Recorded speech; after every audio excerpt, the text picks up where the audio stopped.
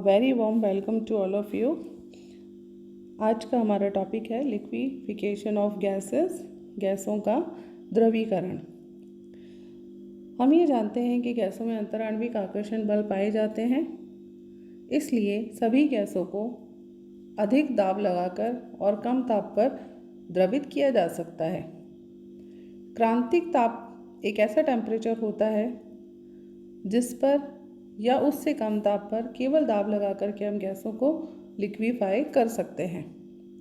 गैसों के शीतलन के लिए कुछ दो बातें इम्पॉर्टेंट हैं। पहला, गैसों में उपस्थित अंतराण्विक आकर्षण बलों के विरुद्ध प्रसार कार्य, और दूसरा गैसों के द्वारा किया जाने वाला बाहरी कार्य। तो गैसों का लिक्विफिकेशन करने के लिए कई मेथड काम में लिए जाते हैं, जिनमें से फर्स्ट मेथड है cooling bye freezing mixture. Freezing mixture वह मिक्सचर होता है जो कि किसी भी गैस को ठंडा करने के लिए काम में लिया जाता है, उसे शीतलन के काम में लिया जाता है। फ्रीजिंग मिक्सचर के रूप में हम बर्फ़ और NaCl, बर्फ़ और कैल्शियम क्लोराइड, बर्फ़ और पोटेशियम हाइड्रोक्साइड, ठोस कार्बन डाइऑक्साइड तथा ईथर आदि काम में लेते हैं, जिनके ये फ्रीजिंग मिक्सचर उन गैसों के लिए काम में लिया जाता है जिनके क्रिटिकल तापमान बहुत कम नहीं होते हैं, यानी आसानी से हम केवल इस फ्रीजिंग मिक्सचर की सहायता से ही उनका लिक्विफेक्शन कर सकते हैं। इसमें आप एक इंस्ट्रूमेंट को देख रहे हैं जिसमें कि लेफ्ट हैंड साइड पर वो रिएक्टेंट गैस है जिसका लिक्विफिकेशन हमें करना है, और राइट हैंड साइड पर एक बीकर में इस ट्यूब का सेकेंड एंड है जो कि फ्रीजिंग मिक्सचर के अंदर डिप किया हुआ है। इस फ्रीजिंग मिक्सचर की सहायता से यहाँ पर गैस एक लिक्विड गैस में कन्वर्ट हो गई है। दूसरा जो बिंदु है cooling bye rapid evaporation of volatile liquid, या वाष्पशील द्रवों के तेजी से वाष्पीकरण के द्वारा शीतलन किस प्रकार से होता है। जब किसी भी वाष्पशील द्रव का निम्न दाब पर द्रुत वाष्पीकरण या रैपिड इवेपोरेशन किया जाता है तो उसके टेम्परेचर में कमी आती है। क्योंकि रैपिड इवेपोरेशन के लिए जो लेटेंट हीट ऑफ वेपोराइजेशन है या आवश्यक गुप्त ऊष्मा है वो स्वयं द्रव से ही ग्रहण की जाती है, जिससे कि जो लिक्विड है वो ठंडा हो जाता है। लिक्विड ऑक्सीजन के वाष्पीकरण के लिए वाष्पीकरण के द्वारा 55 केल्विन ताप तक शीतलन किया जा सकता है। इसी प्रकार से इसी क्रम में तीसरा विषय जो मेथड है जूल थॉमसन प्रभाव द्वारा शीतलन है। जूल और थॉमसन के अनुसार जब किसी गैस को उच्च दाब वाले क्षेत्र से एक पोरस डॉट के द्वारा निम्न ताप के क्षेत्र तथा शून्य में प्रसारित होने दिया जाता है तो ताप में कमी हो जाती है। यह इफेक्ट जूल थॉमसन इफेक्ट कहलाता है। जब गैस ऐसा क्यों होता है? क्योंकि जब गैस का प्रसार होता है तो उसके अणु दूर दूर हट जाते हैं, और हम ये जानते हैं कि गैस के अणुओं के मध्य अंतराण्विक आकर्षण बल पाए जाते हैं। तो इस प्रसार कार्य में गैस के अणुओं को उन आकर्षण बलों के विरुद्ध काम करना पड़ता है, जिसमें कि अणुओं की इंटरनल एनर्जी जो है वो खर्च होती है और ताप में कमी हो जाती है। जूल थॉमसन प्रभाव प्रत्येक गैस के लिए एक निश्चित ताप के नीचे ही संभव होता है। इस निश्चित तापमान को व्युत्क्रम तापमान या इन्वर्जन टेम्परेचर कहा जाता है। इन्वर्जन टेम्परेचर को हम TI से दर्शाते हैं। TI is equals to 2A/RB। A और B यहाँ पर वैन डर वाल्स कांस्टेंट है और R एक गैस कांस्टेंट होता है। जब ये एपरेटस है जिसे लिंडेज एपरेटस कहा जाता है, इस एपरेटस की सहायता से जूल थॉमसन प्रभाव द्वारा शीतलन किया जाता है। शुद्ध वायु किसे कहा जाता है? जिसमें कि ना तो कार्बन डाइऑक्साइड होती है और ना ही वाटर वेपर्स होती हैं।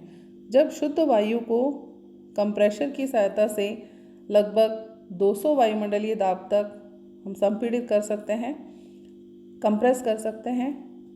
इस कंप्रेस्ड एयर को शीतलक के द्वारा गुजारा जाता है ताकि संपीड़न में हुई ताप की वृद्धि को समाप्त किया जा सके।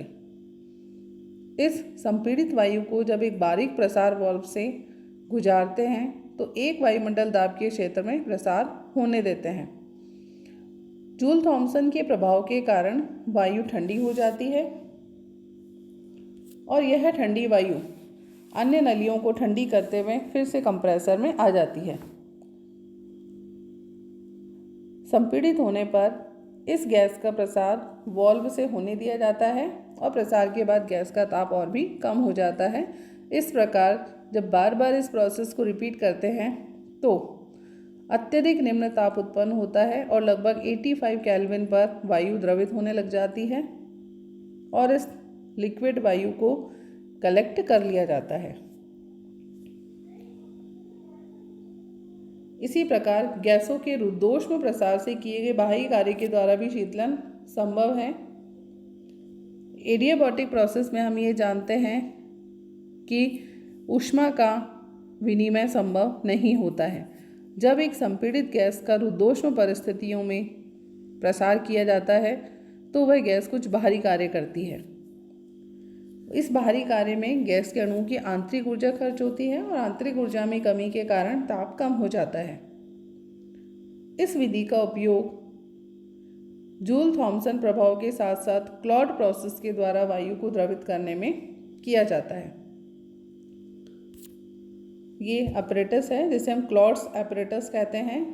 इस अपरेटस में नीचे से लिक्विड एयर दी जाती है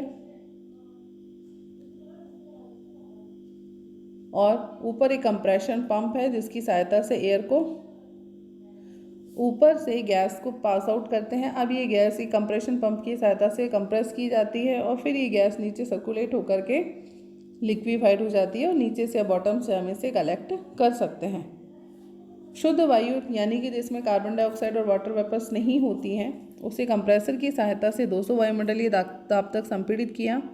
अब इस संपीड़ित वायु के कुछ भाग को प्रसार वाल्व के द्वारा एक वायुमंडलीय दाब के क्षेत्र में प्रसारित होने दिया जाता है। वहाँ पे प्रेशर होता है 1 एटमॉस्फेरिक प्रेशर और जो बाकी बचा हुआ भाग है वो रुद्धोष्म दशाओं में पिस्टन को धकेलने को बाहरी कार्य करता है। यहाँ पे एक साइड में पिस्टन लगा हुआ है, इस पिस्टन को ये बाहर की तरफ पुश करता है।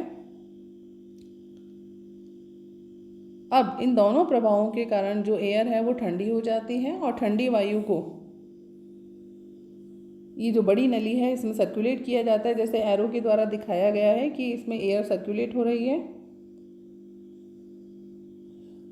फिर इस वजह से जो अंदर आने वाली वायु है वो ठंडी हो जाती है और कंप्रेसर में चली जाती है। संपीड़ित वायु को फिर बार बार इसी प्रोसेस से गुजारा जाता है और इस प्रकार वायु का ताप निरंतर घटता चला जाता है। उचित ताप पर वायु का जो द्रवण है वो प्रारंभ हो जाता है। अब ये सभी विधियां हमने देखी जिसमें कि गैस का शीतलन हो रहा था और शीतलन के द्वारा निम्न ताप पर गैसों का द्रवीकरण संभव हो पाया विभिन्न विधियों के द्वारा। अब हम देखेंगे कि ये लिक्विफाइड गैसेस का उपयोग कहाँ पर किया जाता है। लिक्विड अमोनिया और लिक्विड सल्फर डाइऑक्साइड रेफ्रिजरेंट के रूप में या प्रशीतक की तरह काम में लिए जाते हैं। लिक्विड कार्बन डाइऑक्साइड को सोडा फाउंटेन्स में काम में लिया जाता है और जो लिक्विड क्लोरीन है इसे ब्लीचिंग और डिसइंफेक्टेंट पर्पस से भी काम में लेते हैं। Liquid air is an important source of oxygen in rockets and jet propelled planes and bombs. जो कंप्रेस्ड ऑक्सीजन है इसे वेल्डिंग पर्पस से काम में लिया जाता है और इसी प्रकार से जो एयरशिप हैं उनमें कंप्रेस्ड हीलियम को यूज़ किया जाता है। Thank you so much.